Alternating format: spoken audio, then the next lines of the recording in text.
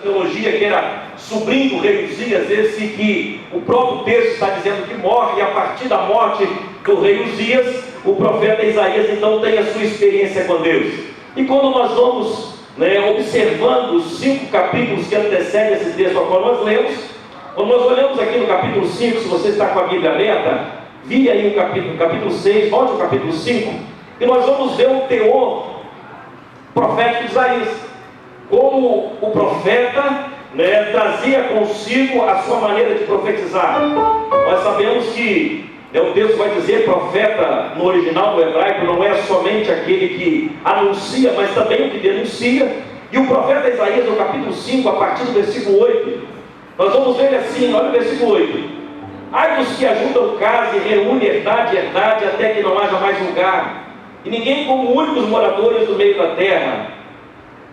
Versículo 11: ai dos que se levantam pela manhã e seguem bebedice, e se demoram até a noite, até que o vinho os esquenta. Versículo 18: ai dos que puxam pela iniquidade com cordas de vaidade, pelo pecado como se fosse como cordas de carros. Versículo 20: ai dos que ao mal chamam de bem, e o bem chamam de mal, que fazem da escuridade luz e da luz escuridade, e fazem do amargo doce e do doce o amargo. Versículo 21: ai dos que são sábios aos seus próprios olhos e prudentes diante de si mesmo. Versículo 22: ai aqueles que são poderosos para beber vinho, homens forçosos para misturar bebida forte. O 7º ai dos que justificam o ímpio por presentes, e ao justo nega a justiça. Nós vamos ver que o teor profético de Isaías, no capítulo 5, ele é um profeta que ele denuncia, ele traz uma palavra de um peso profético, uma palavra que denuncia, uma palavra que está chamando a atenção dos pecadores, uma palavra que está, de fato, confrontando o povo de Israel que estava vivendo nessa situação. Mas quando chega no capítulo de número 6, nós vamos ver o mesmo profeta que declarava o ai das pessoas que acusavam o pecado dos outros, quando ele tem a sua experiência com Deus, quando ele de fato agora tem um encontro com o sobrenatural, quando ele tem uma experiência de fato verdadeira com Deus, vai mudar todo o seu teor profético, vai mudar toda a sua história, vai mudar a sua maneira de analisar até mesmo o pecado dos outros, porque a nossa experiência com Deus, ela nos leva a olhar para dentro de nós mesmos, e foi o que aconteceu com Isaías. Por 7 vezes no capítulo 5 ele denuncia ai daqueles, mas quando ele tem uma experiência com Deus, no capítulo 6, aí já muda completamente. Quando ele vê o Senhor assentado sobre um alto e sublime trono, e ele tem a visão dos anjos que declaravam: santo, santo é o Senhor dos exércitos. E quando ele reconhece toda a santidade de Deus, quando ele reconhece a grandeza de Deus, quando ele tem a sua experiência com o sobrenatural de Deus, chega no versículo 5 e diz: ai de mim, ao perceber a grandeza e a santidade de Deus, ao se deparar com o poder de Deus, ao se deparar com essa visão extraordinária, ele já não mais aponta o pecado do povo de Israel, mas ele olha para dentro dele e diz: ai de mim. Ele percebe que agora o problema não era só o povo, ele percebe que agora o problema também estava nele, ele percebe que ele era um homem impuro e habitava no meio de um povo de impuros lábios, e a verdadeira experiência com Deus, ela precisa nos arremeter a isso. Hoje nós vivemos um tempo onde muitas pessoas dizem que têm contato com o sobrenatural de Deus, com a ação de Deus, com o mover do Espírito Santo. Mas na verdade o que vai definir o teor das nossas experiências com Deus, com a divindade, com o sobrenatural de Deus, vai ser o nível de transformação que ela vai realizar em nós. Hoje nós estamos diante de uma geração que tem muita facilidade de ver o pecado dos outros, de apontar como Isaías apontava o pecado do povo de Israel, mas quando de fato ele percebe a grandeza e a santidade de Deus, traz um constrangimento a ele. E a santidade de Deus precisa nos constranger, irmãos.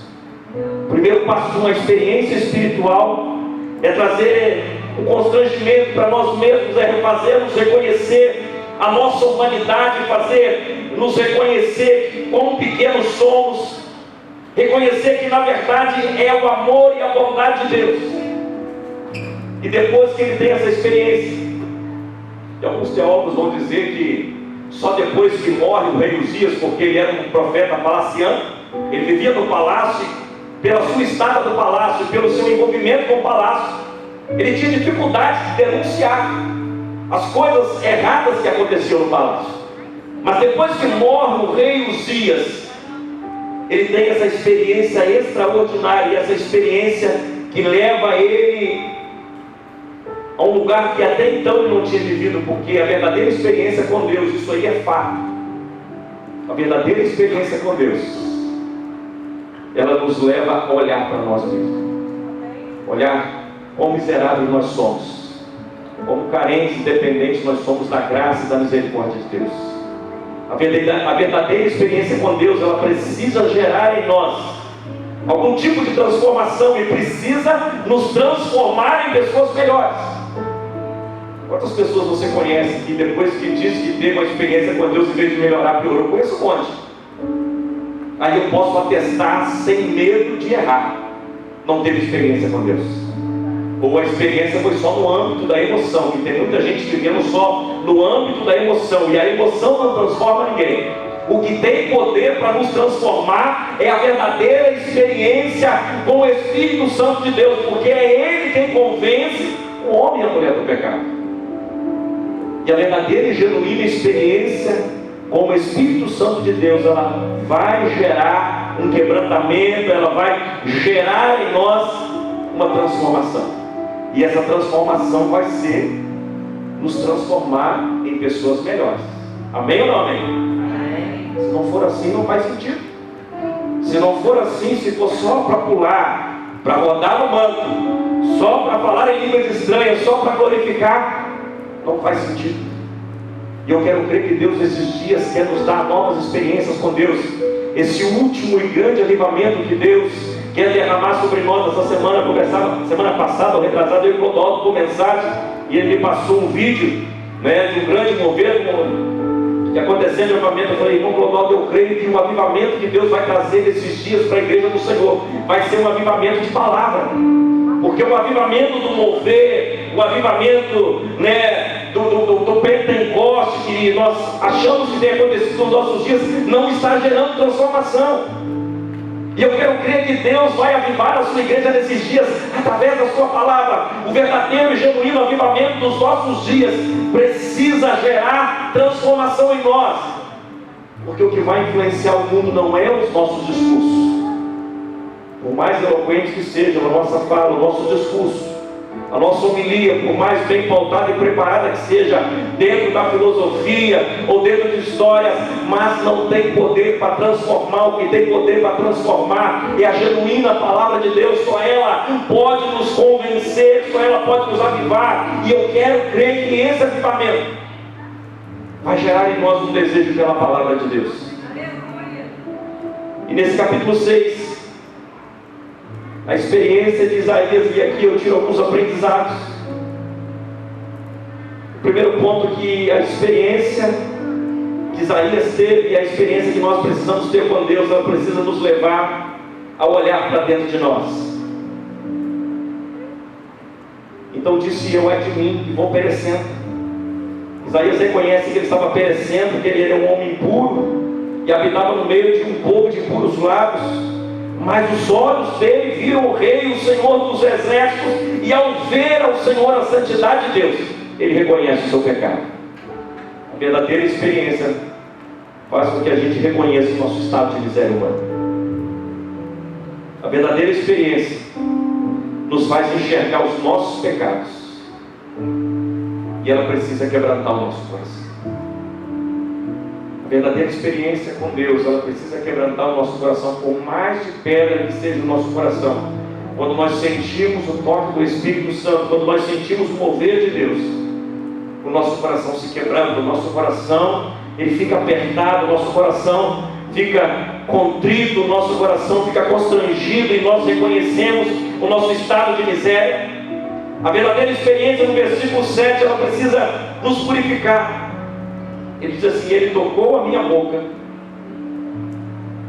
ele tocou a minha boca e disse: eis que isso tocou os meus lábios, e a tua iniquidade foi tirada, e purificado o teu pecado.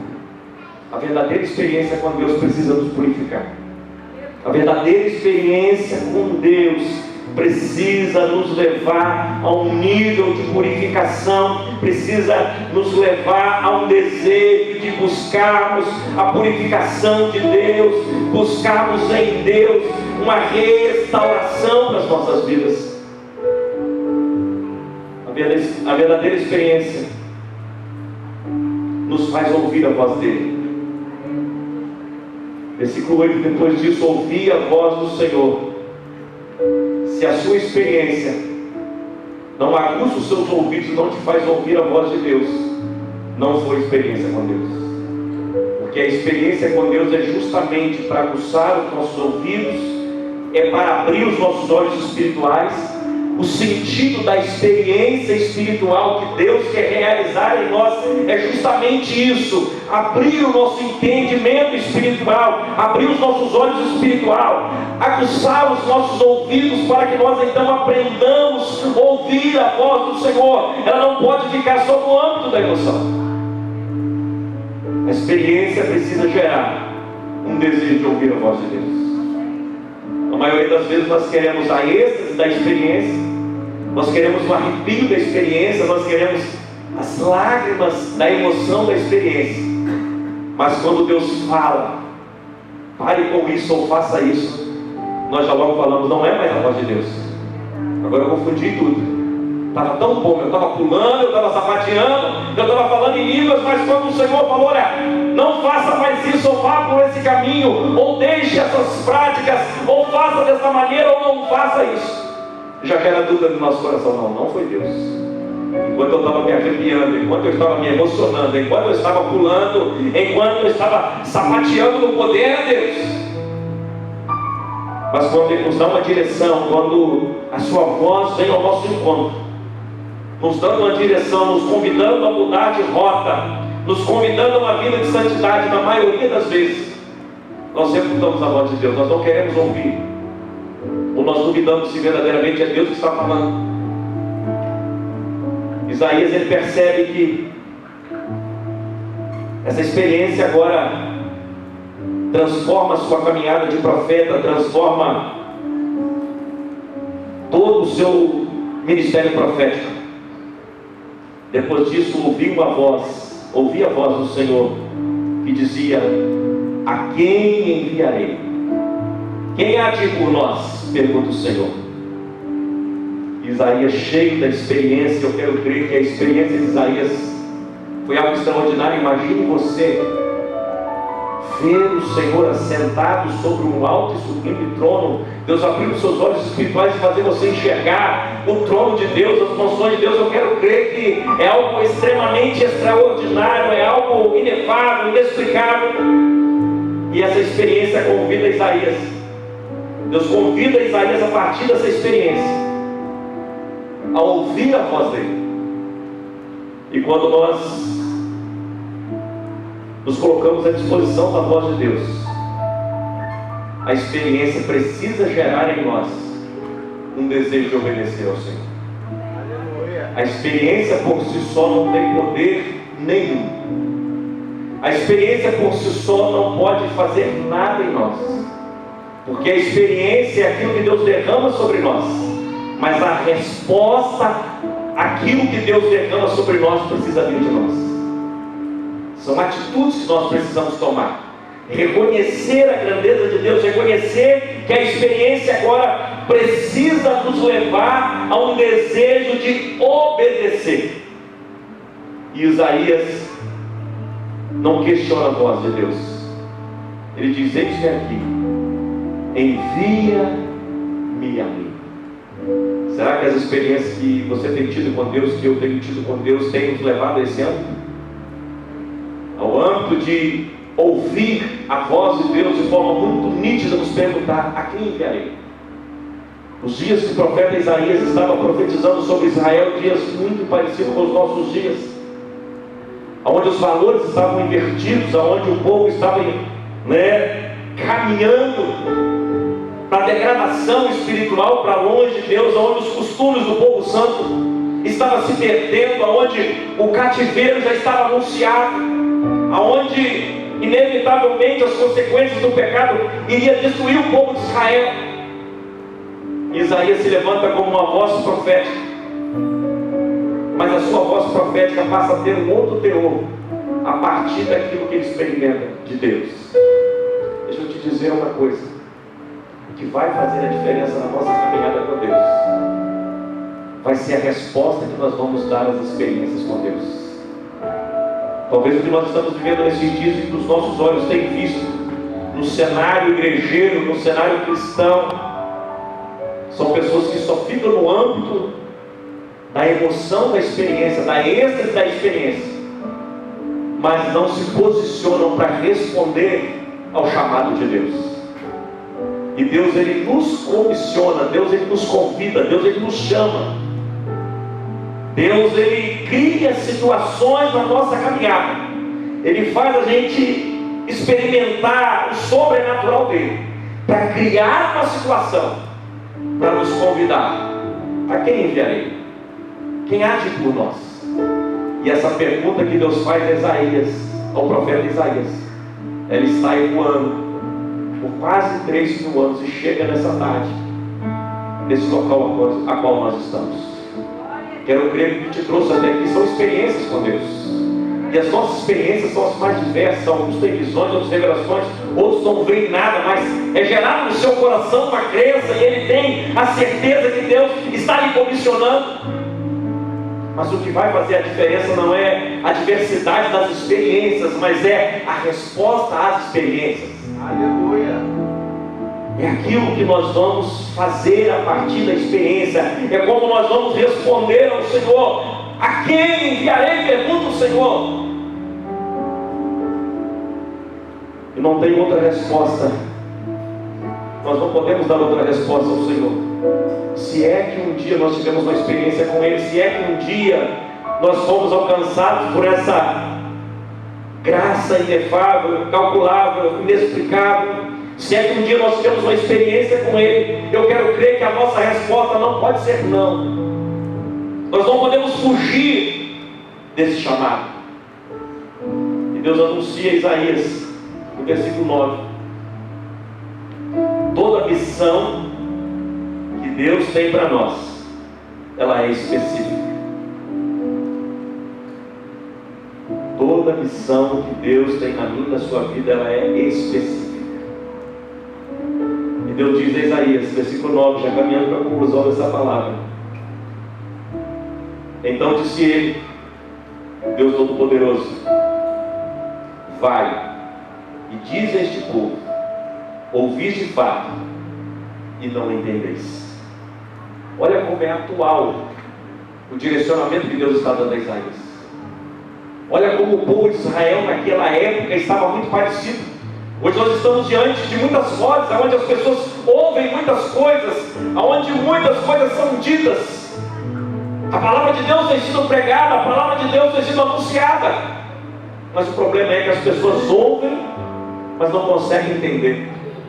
A missão de Isaías é muito parecida com a que Deus está trazendo para mim e para você nesses dias. Falar para um povo que ouve, mas não consegue entender. Falar para um povo que vê, mas não consegue perceber. O desafio dos nossos dias é muito parecido com o desafio que Deus deu a Isaías. E eu quero crer que essa fala, que essa missão que Deus tem comissionado a nós, fazer um povo enxergar, que vê, mas não enxerga, que ouve, mas não consegue entender, que o seu coração precisa se converter, que o seu coração precisa ser sarado. E o que vai mudar a história, eu quero crer que foi a mudança no ministério do profeta Isaías. Falar para este povo que não conseguia entender o que ouvia. E eu quero crer que Deus tem nos comissionado a essa missão, aonde os sinais estão se cumprindo, aonde está tudo diante dos nossos olhos, mas há muitas vozes, há muitas perturbações, há muitas vozes trazendo confusão às pessoas, ao ouvido das pessoas. E Deus nesses dias quer levantar uma geração de homens e mulheres sarados, de homens e mulheres com conhecimento de Deus, não só na experiência espiritual, mas do conhecimento da palavra, do conhecimento do genuíno Evangelho de Cristo Jesus, para que possa fazer com que essa sociedade, essa nação, esse povo, possa de fato entender o que Deus quer falar a um povo lá fora, que ouve, mas não entende. Há um povo lá fora que vê, que enxerga, mas não consegue perceber. E é você e sou eu que Deus quer contar esses dias para instruir essas pessoas. Instruir com amor, instruir com sabedoria dos céus, instruir com a graça. Não adianta dizer que nós tivemos experiências com Deus, se essa não foi capaz de nos transformar. A experiência precisa transformar primeiramente a minha vida. A experiência de Isaías primeiro quebrando o seu coração, primeiro faz enxergar o seu estado de miséria. Porque o grande problema dos nossos dias é pessoas quererem pregar uma coisa que não vive, falar de algo que nunca viveu. Isso aí é uma grande incoerência. Então por isso que Deus quer nos trazer a experiência do quebrantamento, a experiência de nós reconhecermos o nosso estado de miséria,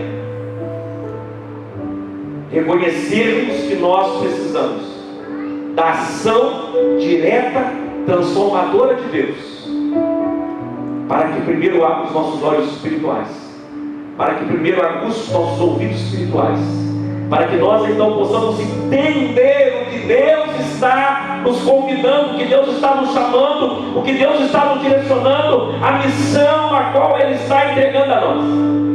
E uma vez que nós entendemos, uma vez que nós conseguimos discernir o que Deus quer de nós, aí nós estamos aptos a dizer para as outras pessoas que a partir daquilo que Ele fez em nós, é possível ser realizado na vida das pessoas que estão ao nosso redor. Eu quero crer que Deus está levantando uma geração profética. Esse último e grande avivamento, Deus está levantando uma geração profética. A palavra de Deus diz que Deus vai tirar um povo no meio do seu povo. Falávamos isso ontem na conferência profética.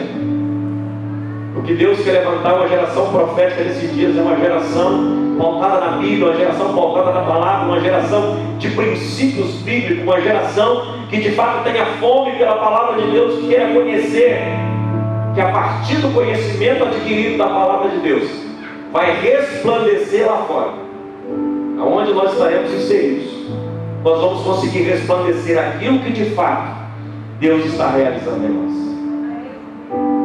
E eu finalizo. Experiência precisa nos levar ao âmbito da transformação. A experiência com Deus precisa nos transformar em pessoas melhores. E além de nos transformar em pessoas melhores, precisa nos transformar em agentes de Deus. A quem enviarei? Pergunta o Senhor. Quem há de ir por nós? Pergunta o Senhor. Isaías disse: eis-me aqui, envia-me a mim. Que a sua resposta nessa tarde seja a mesma resposta do profeta Isaías.